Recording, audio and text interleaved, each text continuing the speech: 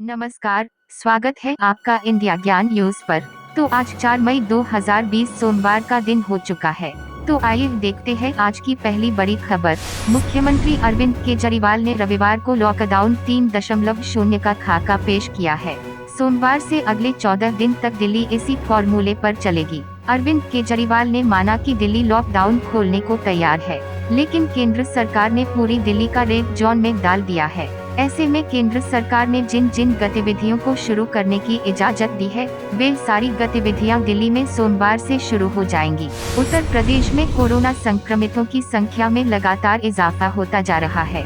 रविवार को आगरा में 25, हापुड़ में 9, संभल में 2, अलीगढ़ में 1 नए मरीज मिला है, जिसके बाद कोरोना पॉजिटिव की संख्या बढ़कर 2565 हो गई है। आज यूपी में एक और कोरोना पॉजिटिव की मौत हो गई, जिसके बाद मृतकों की संख्या 44 हो गई है। अब तक 698 मरीज ठीक हो चुके हैं।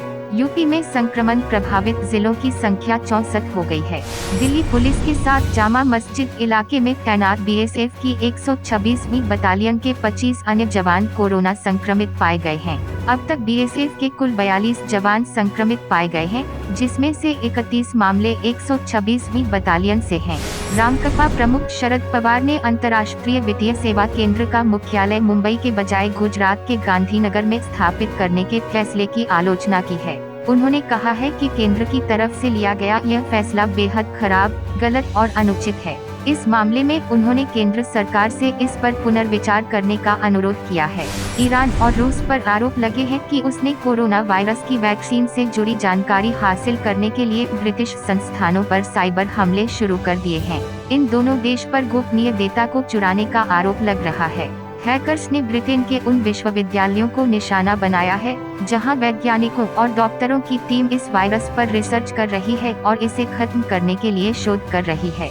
इसके अलावा कोविड-19 के टीके और परीक्षण किट से जुड़ी जानकारी भी चुराने की कोशिश हुई है। योगी सरकार ने जम्मू कश्मीर के हंदवारा में आतंकियों से मुठभेड़ में शहीद हुए कर्नल आशुतोष शर्मा के परिजनों को 50 लाख रुपए व परिवार के एक सदस्य को सरकारी नौकरी देने का ऐलान किया है। इसकी जानकारी अपर मुख्य सचिव गृह अवनीश कुमार अवस्थी ने दी। दुनिया भर के ज्यादातर देशों में कोरोना वायरस के संक्रमण को फैलने से रोकने के लिए लॉकडाउन किया गया है। इसके कारण कच्चे तेल की कीमतों में भारी गिरावट देखी जा रही है, लेकिन इस बीच पेट्रोल और डीजल की दरें 50वें दिन भी स्थिर बनी हुई है। हालांकि तेल विपणन कंपनियों ने दिल्ली में जेट ईंधन एटीएफ की कीमत में 23.2% के हिसाब से 812.62 प्रति किलोलीटर की कटौती की है।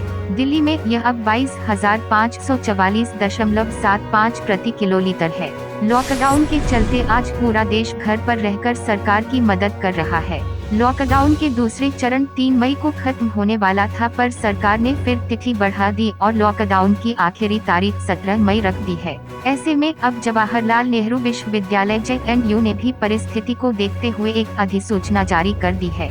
बता दें कि अधिसूचना में कहा गया है कि विश्वविद्यालय 17 मई 2020 तक बंद रहेगा।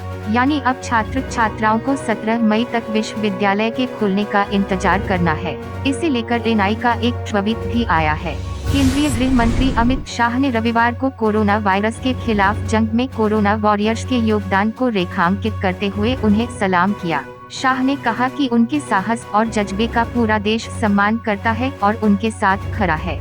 डॉक्टर, पैरामेडिक्स, पुलिस, सफाई कर्मी और कोरोना के खिलाफ जंग में कार्य कर रहे लोगों को कोरोना वॉरियर्स कहा जाता है। बैंक ऑफ बड़ौदा की नॉन परफॉर्मिंग एसेट्स यानी कि NPA 6 गुना बढ़कर 73,140 करोड़ रुपए हो गई, जबकि इंडियन बैंक की 6 साल में यह 4 गुना बढ़कर 32,561.26 करोड़ रुपए हो गई है।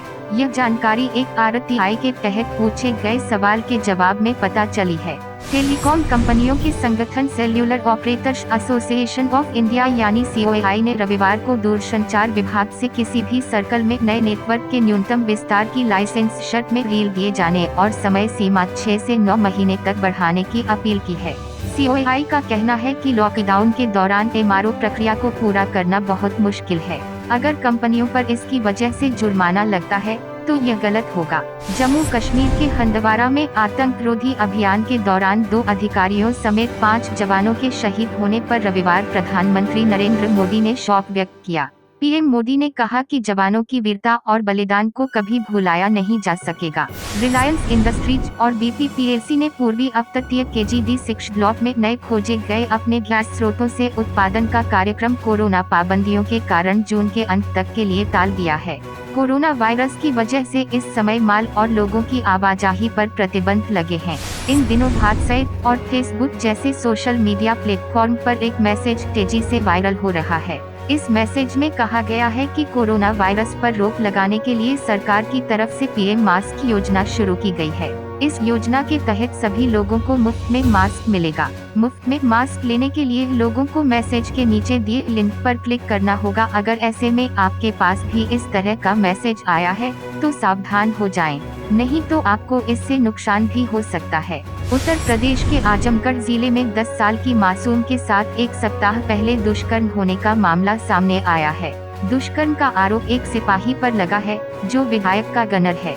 आरोप है कि परिजनों ने अगले दिन पुलिस को सूचना दी, लेकिन FIR दर्ज नहीं हुई। बाद में पीड़ित परिजनों ने मामले की जानकारी रामानंद सरस्वती पुस्तकालय की निदेशिका एवं समाज सेवी हिना देसाई को दी। उनके हस्तक्षेप के बाद पुलिस ने FIR दर्ज की है। देश में जानलेवा वैश्विक महामारी कोरोना वायरस के प्रसार को रोकने के लिए लगाए गए लॉकडाउन के दौरान शराब की दुकानें भी बंद करने से मध्य प्रदेश के भोपाल में शराबियों का अलग ही कारनामा सामने आया है। कथित तौर पर भोपाल के कुछ शराबियों को जब शराब नहीं मिली तो तलब मिटाने के लिए उन्होंने सैनिटाइजर का सेवन करना शुरू कर दिया। हालांकि राज्य के अधिकारियों ने इस संबंध में कोई जानकारी होने से इनकार किया है। उत्तर प्रदेश में प्लाज्मा दान करने वालों को 500 रुपए दिया जाएगा।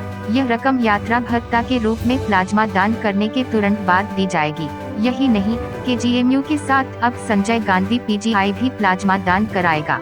आपसे एक छोटी सी रिक्वेस्ट है, अगर आपको हमारी यह वीडियो अच्छी लगे तो प्लीज लाइक करें, शेयर करें और हमारे चैनल को सब्सक्राइब करके बेल आइकॉन जरूर दबाएं। आपका लाइक और शेयर ही हमारी मेहनत का फल है।